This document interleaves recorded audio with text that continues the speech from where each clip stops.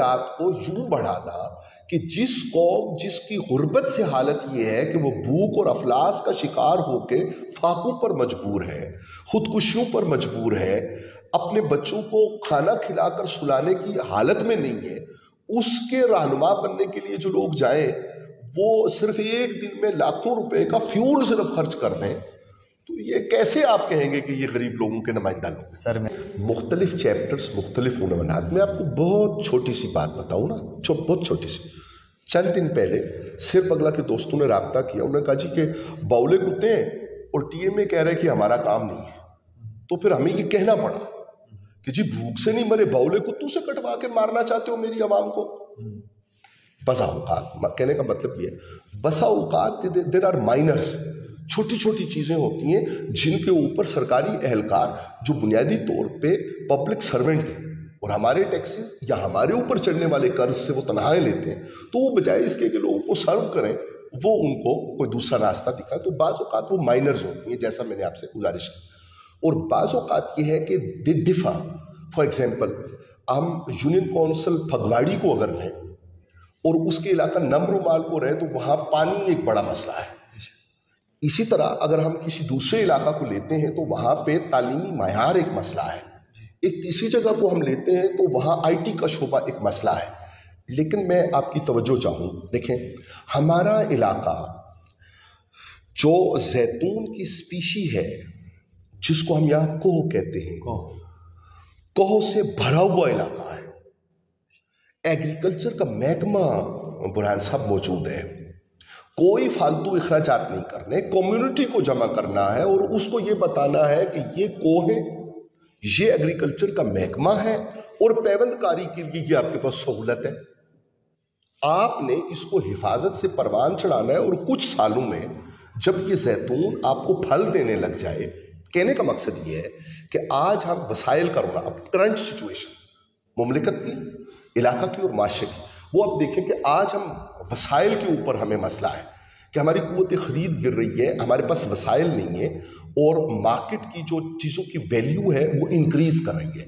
تو جب وہ ویلیو انکریز کر رہی ہے تو اس کے مقابل یا تو ہماری قوت خرید اچھی ہو، ہمارے وسائل بہتر ہو، یا کوئی ایسی صورتحال. تو میں بس ایک کہ جب آپ قوت خرید بڑھائیں گے، وسائل بڑھائیں گے، فرسٹ آف آل ہمارے آباء و اجداد انہی علاقوں اور انہی زمینوں سے اناج اگاتے تھے اور اس سے خوراک استعمال کرتے تھے. ان کی عمریں بھی دراز ہوتی تھیں، ان کو بیماریاں بھی کم لگتی تھیں اور وہ کسی کے محتاج بھی نہیں ہوتے تھے.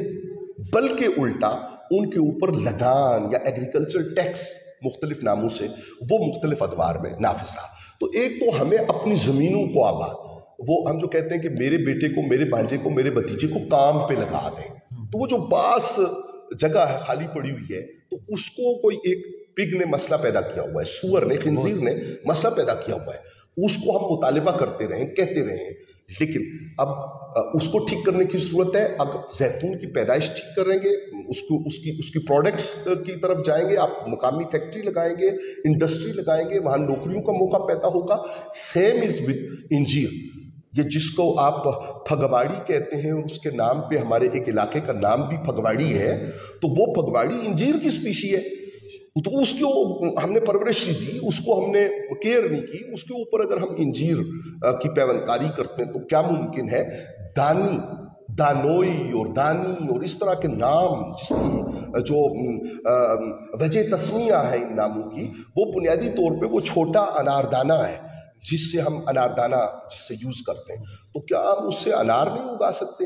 کیا ہم دیگر فصل اگا سکتے ہیں؟ لیکن مسائل بدلتے ہیں. پنڈی اور مری کے درمیان 1500 پر ہیڈ RTA سیکٹری سر ایگزسٹ نہیں کرتا. میری 3 سال پہلے کی پٹیشنز کے نتیجے میں میرے پاس آرڈرز موجود ہیں DC راولپنڈی کے نام، لیکن نیت ٹھیک نہیں ہے.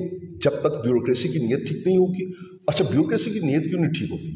ہم جس کو نمائندہ بنا کر بھیجتے ہیں نا، وہ کہتے ہیں جی DG صاحب ماڑے بندے کی لائسنس دیا، I need a license, I need a coat of وہ سروسز. ایک چپڑاسی بھرتی کروانا ہے یا کچھ بھی کرنا ہے، ہم اس حد تک محدود ہیں. ہم میسز کی ہول پبلک کی بات کرنے کے لیے تیار نہیں. نتائج اس کے آپ کے سامنے ہیں کہ ریاست پاکستان ایک مضبوط ریاست ہے. लेकिन रियासत की मशीनरी उसने रियासत को अपाहज कर दिया है, और जो कहना चाहिए रिट ऑफ द स्टेट है, वो कानून नाफिज करने के इदारे हैं। उस कानून का नाफिज करने से ये मुराद नहीं है कि सिर्फ लड़ाई झगड़ा हो गया तो ऐसा है। करारनामा कौन जारी करेगा, उसके ऊपर अमल दरामद हाईवे पुलिस करवाएगी या नहीं करवाएगी, ट्रैफिक पुलिस करवाएगी या नहीं करवाएगी, दीगर इदारे करवाएंगे। It is a detail. I had different points in high court, और फिर जब हम तौहीन अदालत में डीसी साहब के खिलाफ गए तो उस वक्त जो डायरेक्शंस उन्हें मिली, जो उनके साथ मेरी मीटिंग उस वक्त हुई, उस वक्त के डीसी साहब से, तो फाइल का पेट भर दिया गया। रजिस्ट्रार ऑफिस को एक रिपोर्ट भेज दी गई कि yes we are working as per law. क्या वो ये कह सकते हैं हल्फ उठाने के बाद, दस्तखत करने के बाद, या किसी जगह अपनी मुलाजमत इख्तियार करने के बाद कि वो एज पर लॉ नहीं कर रहे? लेकिन वो नहीं कर रहे एज पर लॉ। उसके नताइज पब्लिकली आपके सामने हैं।